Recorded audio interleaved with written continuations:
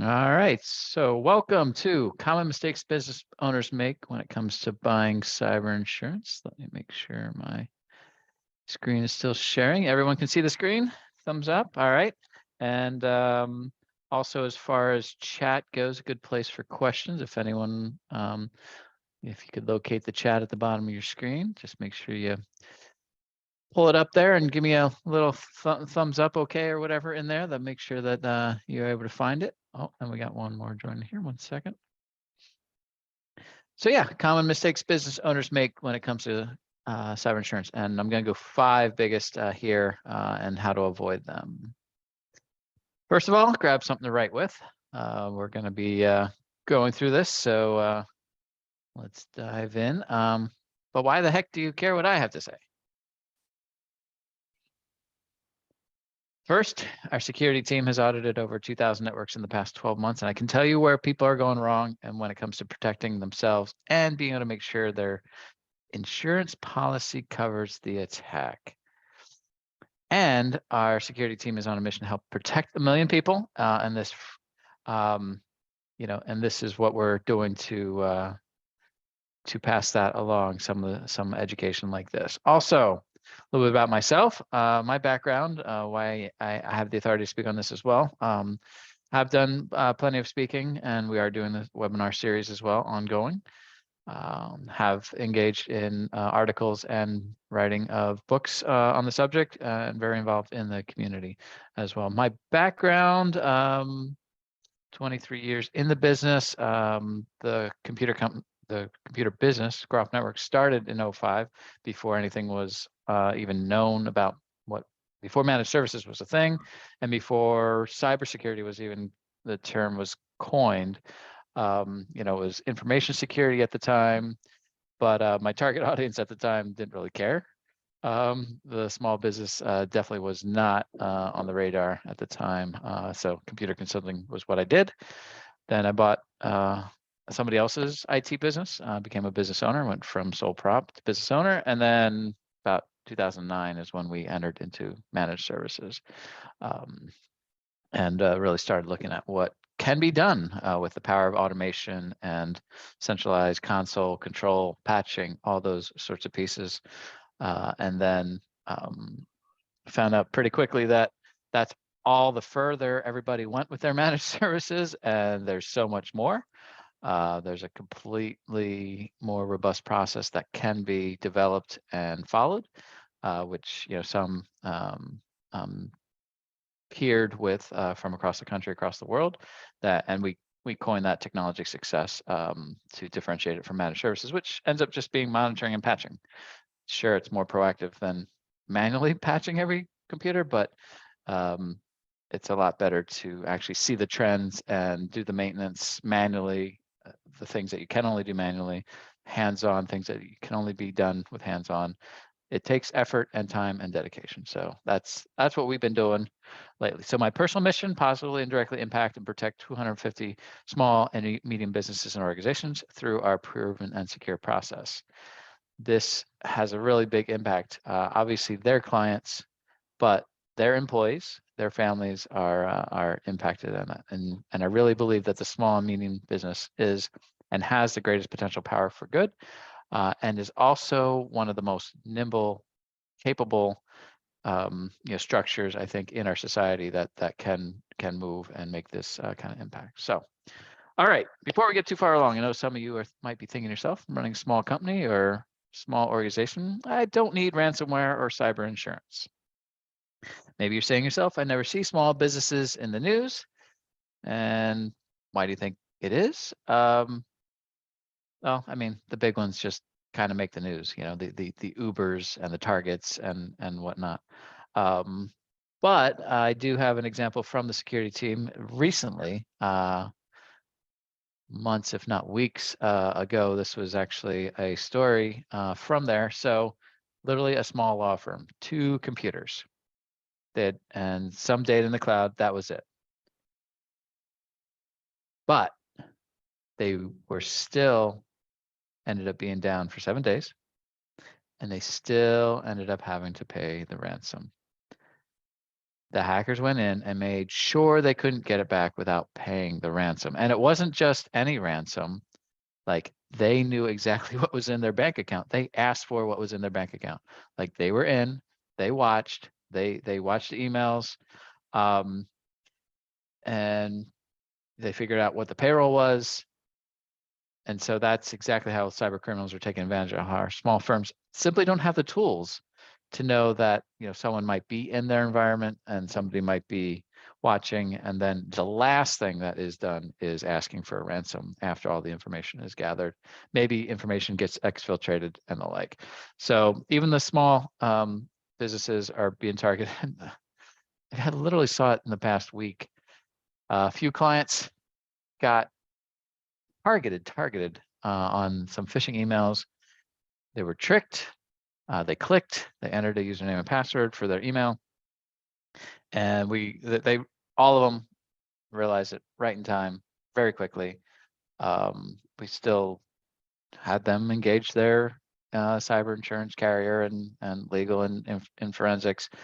Fortunately, we caught it pretty quickly, but it was just one of those things like they're targeting. Like this was not a spam email. This is not a mass email of the Prince of Nigeria,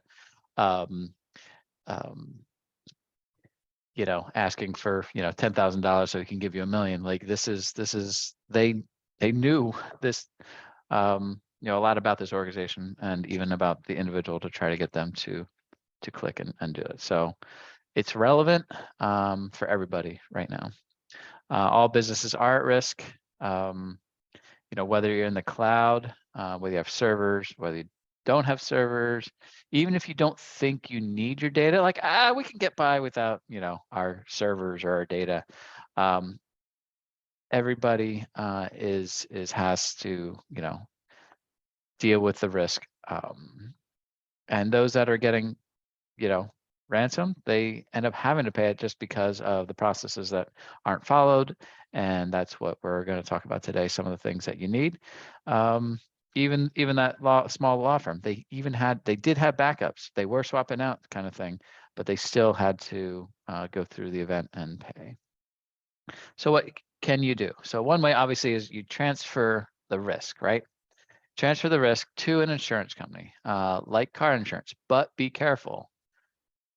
We might have business interruption insurance. We might have, you know, business owners policies, you know, organizational policies, directors and operate, you know, directors and what's the O? Directors and officers insurance. But you know, none of that includes cyber type events. But it's kind of like driving a car, running it into a tree, and then asking your homeowners to pay it. Like they're just not the same things. So standard business interruption doesn't cover this. And you know, as you can imagine, insurance companies are not enjoying all of the ransomware payments, all of the, you know, events and headlines. They are pretty expensive. You know, in contrast to hazard insurance, where it's like, well, we know what the value of the building is, and that can top out, you know, based on materials and construction costs. But the top end of these kinds of things, the ceiling is pretty high, potentially, because let's say a client gets ransom and that affects their clients, and now they have potential payouts for much beyond, you know, their own income or their own revenue loss. So what are the insurance companies doing about it? I'm not sure if you saw the news, but since they have been paying lots, they are going through and they're assessing clients' networks. They're denying claims, and you know, the self-assessment questionnaire has gone from, hey, what's your revenue? How many employees? And do you have, I don't know, antivirus? You know, they're asking a lot more of this. So I have a screenshot of it on the screen. You know, they're asking questions to try to understand what kind of security controls and defenses you have in place. But these questions are getting harder, and this is where you know, the biggest mistakes come in. So we're gonna at least focus on the top 5 here. 5-question test. You know, if you want to be this tall to go on this ride called cyber insurance, you know, we don't want we don't want you not to be able to answer yes to these questions. You not only have a problem when it comes to getting your insurance renewal if you can't, but you could be putting livelihood and reputation of the organization at risk. So 5-question test. 1, do you have MFA for email and sensitive information? Do you have backups, and are you sure they are working? Do you have up-to-date active antivirus installed on all computers? And in fact, it's not called antivirus anymore, what you really need. We'll hit all these. Do you have a written, documented breach response plan? Incident response. Do you know what happens if, like last week, one of our clients clicked on the email, they gave their username and password, and they realized, oops, that wasn't something I should have done. What was the response? And then do you have an up-to-date active firewall technology? And this, again, this is not just a firewall in place, and we'll go through how you can know that these are in place, even as an organizational leader, even as an executive that doesn't know IT. So try to keep it nice and simple. So, and you want to be able to answer yes, but you also want to make sure that not only can you answer yes, but if you are answering yes, that it's actually true. Because you don't want to get stuck with, the old pre-existing condition, just like in health insurance. Like if you're not going to tell them that, you've had, a broken back, and you change health carriers, and now you want them to cover your back pain, right? That's a pre-existing condition. Those are written out of new policies. So you got to make sure, you can answer yes, and you are actually able to, right? So how can you check for each of these? Okay, do you have MFA for email and sensitive information? Particularly banking, payroll, maybe if you have external HR systems, but definitely the email. And you don't need to have an MFA. And to clarify, multi-factor authentication, you're going to get something, are you prompted on your phone? When I go to log into a computer that's not my normal, right? And I don't recommend going to any old kiosk that you don't use a non-work computer. But if you went to another computer in your office, for example, and you tried to log into your email, maybe the web interface, you wouldn't be able to log in without doing something prompting on your phone. That's how you know that multi-factor authentication is in place. You don't need MFA just to sit down at your regular use computer every day. You open it up, kind of thing. That's so you can get a little bit lulled into thinking that you have it or don't need it or whatnot, but yeah, just want to give you that simple check.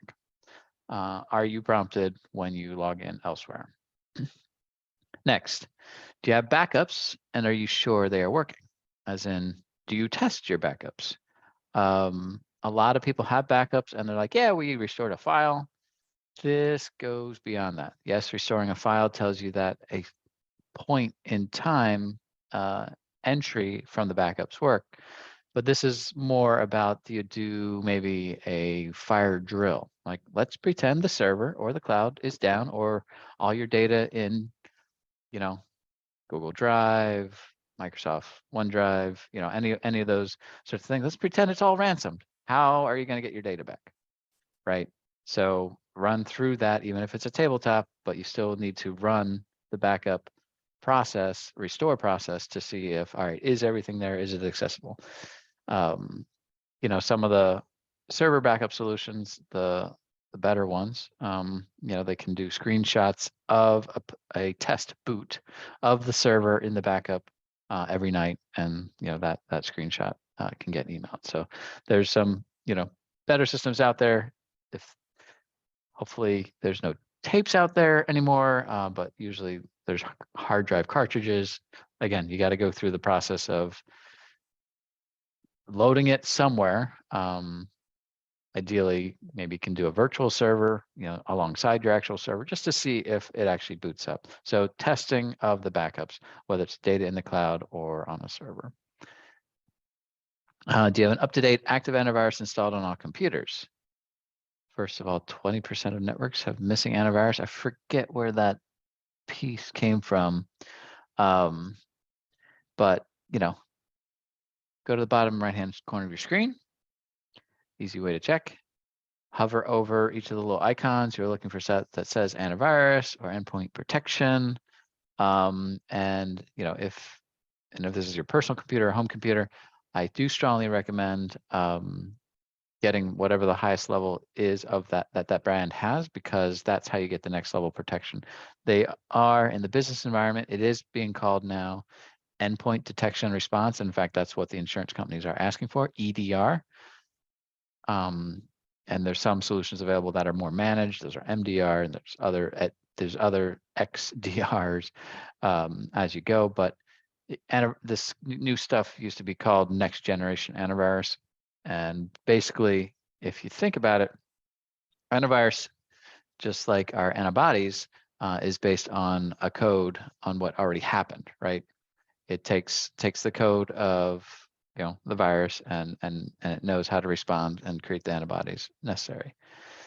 An antivirus program is doing similar. It's based on a file signature, right? The signatures get updated all the time, and they're going to scan the machine for those signatures. So much behavior now is even without files. So traditional antiviruses are rendered null and void because they're just running directly in RAM, or they're doing processes. So it's behavior. So EDR, or the next generation antivirus, is looking at behavior. What is going on the computer? And it's trying to stop that. It's like, no, there shouldn't be something running a memory buffer overflow in memory, yada, yada, these sorts of things that, from a computer perspective, software perspective, it can be detected that, the computer shouldn't be running that, or running, an exe that's not system based out of, specialized Windows files, subfolders. Like, it's just like, no, usually stuff shouldn't be running from there. So it'll stop it or pause it, type thing. So the insurance companies are looking to see if you can say, I have EDR on, but do you have a process also to make sure that it's consistently installed on all the computers, not just install it once and hope it's still there and working. Next, a little bit more sophisticated, but again, necessary because of the rate of incidents. You want to, even if you just have to grab the template, download it, fill in 3 things, so you have at least something to work and talk through it. If you have an executive team, leadership team, think through, what are we going to do if one of our users says, I gave away the keys to the kingdom? Like, what are you going to do? Because technically New York State has the SHIELD Act, and there is notification. You got to tell the Attorney General if somebody accessed your network, even if nothing was breached, as in gotten out, even if nothing was lost or stolen. Technically, there is a notify. So you want to just go through that. How are you going to do it as an organization? How do you want to do it? And then, if you have cyber insurance, you do have a breach coach, legal team. It's what the insurer brings to the table. They have an instant response and all that. But what is your internal process for who you're gonna communicate? You do want to talk to the lawyer, so you can get attorney-client privilege, so that if the news comes knocking, you don't have to tell them about what's going on until you're ready to do it from a PR perspective, or even required, because you don't know until if something happens, you don't know until forensics is done that what is the extent of the potential damage, right? They will go through in that. But as the owner or executive team, for an organization, right, you're responsible, even if it's always been IT's job to make sure things are secure. It's not IT's job to make sure you're secure. It is leadership's. So the tasks can be delegated to IT, but the responsibility still is at the head. And then, do you have up-to-date active firewall technology? Basically, are you paying for a subscription just like an antivirus? Do you have an annual, or did you buy a 3-year package and you're going to have to renew it at the end of the 3 years, just like traditional antivirus? The firewalls these days, there's active scanning and there's signatures, things that are being watched on a regular basis, and some of that does require subscription and updates. And the ones that you need will have that. If they don't, they're just a little too dumb, and that's fine from like a home network perspective. But when you're talking about a business, you want to know that you can be filtering and monitoring a little bit more at that level. So those are the top 5, I'd say. Oh, and the other thing, if you'd installed it in the past 2, maybe 3 years is another thing. If it's older than that, it might not have, the firewall might not be as up to date as you want. So configure out simply and easily. You know, I forgot to mention beginning, but here it is. I have a way that you can figure this out, all of this out and beyond, not just the top 5, simply and easily. But how? You really shouldn't be asking your IT team to proofread their own work. It's, just like in marketing, you gotta have 3 eyes on something. Otherwise, to test the links and to test, to make sure that the wording's all right. Yeah, it's security can't be done by the same people all the time. Yes, set it up. Yes, make sure it's going. But as far as proofreading, again, doing that check, no one should be responsible for their own proofreading. So you can't just go and ask the IT team. So we can do, what we can do is come in and perform a complete assessment of your cybersecurity stack. We can provide a 3 third-party cyber insurance readiness assessment, groffnetworks.com/insurance. In fact, I had the tab open here. There it is. Of course, I'm not sharing that screen. So groffnetworks.com/insurance. I should put in the chat for ease of reference.